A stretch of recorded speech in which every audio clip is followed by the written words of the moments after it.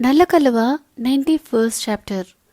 అందరూ దసరా పండుగకి చిందులు వేసి జమ్మి ఆకు పంచుకొని అలసిపోయి ఇంటికి చేరి తిని ఎవరి గదుల్లోకి వాళ్ళు వెళ్ళిపోతారు.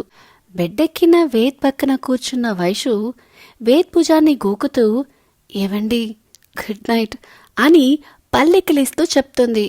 వైషుని వింతగా చూసి గుడ్ నైట్ అంటాడు.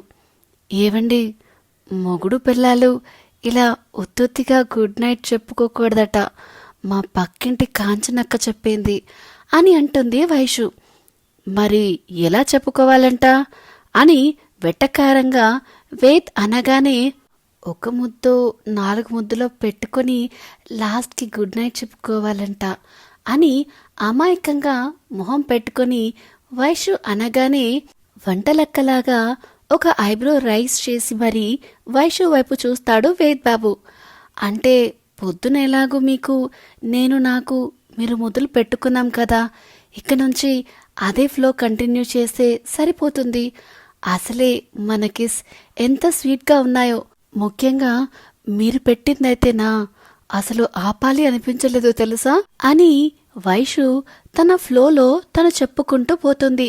వేద్కి కూడా కిస్ నచ్చింది కాబట్టి మళ్ళీ కావాలి అని మనసు పోరు పెడుతున్నా మెదడు ఈగో రెండూ కలిసి వేద్ మనసుని గెలవనివ్వట్లేదు. ఆలోచనలో ఉన్న వేద్ని కదిలిస్తూ ఏం ఆలోచిస్తున్నారు, ఎలా ముద్దు పెట్టాలా అనే కదా, మార్నింగ్ ఎలా అయితే పెట్టారో ఇప్పుడు కూడా అలాగే పెట్టండి అని తన పెదవులని గుండ్రంగా చుట్టి వేద్ మొహం ముందు పెడుతుంది. ఇదేంటి దీన్ని ఎక్స్ప్రెషన్స్తోనే టెంప్ చేస్తుంది అని మనసులో అనుకుంటూ నో, నేను దీని మాయలకి పడిపోకూడదు అనుకుంటూ మళ్ళీ వైషు లిప్స్ చూసేసరికి టెంప్టింగ్గా అనిపిస్తుంటే హత్తవిది అనుకుంటూ ఏదో తట్టినట్టు నేను వద్దంటాను, అది ఎలాగూ మీద పడి ముద్దు పెట్టించుకుంటుంది కాబట్టి అప్పుడు ప్రొసీడ్ అవుతాను, అప్పుడు నేను లొంగిపోయినట్టుండదు అనుకుని నో, నేను పొద్దునేదో నువ్వు బలవంతం చేస్తే పెట్టాల్సి వచ్చింది, అలానే ప్రతిసారి నీకు ముద్దులు పెడతాను అని కళ్ళు కంటున్నావేమో, నో నెవర్ నెహి అని డ్రామాటిక్గా అంటాడు వేద్ బాబు. అంటే ఏంటి, ఇప్పుడు మీరు నాకు ముద్దు పెట్టరా అని సీరియస్గా అంటుంది వైషు బేబీ. అదే కదా చెప్పింది, ఇప్పుడే కాదు ఎప్పుడూ పెట్టను, నన్నెందుకు పెళ్లి చేసుకున్నానా అని నీకు అనిపించాలి కదా అని అంటాడు వేద్ బాబు. నేను మిమ్మల్ని ఎందుకు పెళ్లి చేసుకున్నానో నాకు తెలుసు, కానీ ముద్దు పెడతారా లేదా అని వేద్ మీదకి పోతూ అడుగుతుంది. నో పెట్టను అని అంటూనే వైషు ఎప్పుడు తన పెదాల్ని టచ్ చేస్తుందా అని వెయిట్ చేస్తూ ఉంటాడు వేద్ బాబు. పెట్టండి అని వేద్ పెదాల దగ్గరకు తన పెదాలను తీసుకెళ్లి మరీ హస్కీగా అడుగుతుంటే వేద్ గుండె హై స్పీడ్లో కొట్టుకుంటూ తను కూడా ముద్దు పెట్టడానికి ఫిక్స్ అయ్యి వైషు పెదాలని అందుకునే లోపే వైషు వేద్కి దూరం జరిగి పెట్టకపోతే పొండి, నాకేం అవసరం లేదు మీ ముద్దు అని వేద్ వైపు కాకుండా ఇంకోవైపు తిరిగి కళ్ళు మూసుకొని పడుకుంటుంది వైషు బేబీ.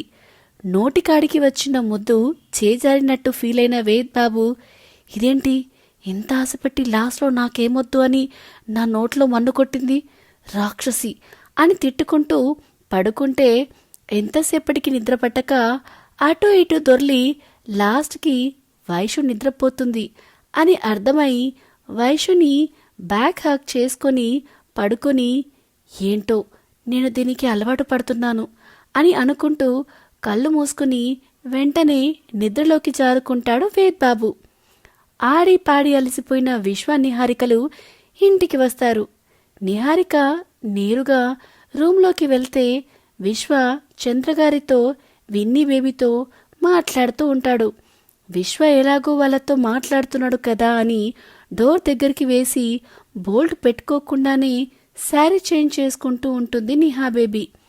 రే, మీ ముచ్చట్లు తర్వాత అయినా పెట్టుకోవచ్చు, ముందెళ్ళి ఫ్రెష్ అయి రాపో, తిందురు కాని అని శైలుగారు అనగానే సరే అమ్మా అని విశ్వ తన రూమ్కి వెళ్తాడు.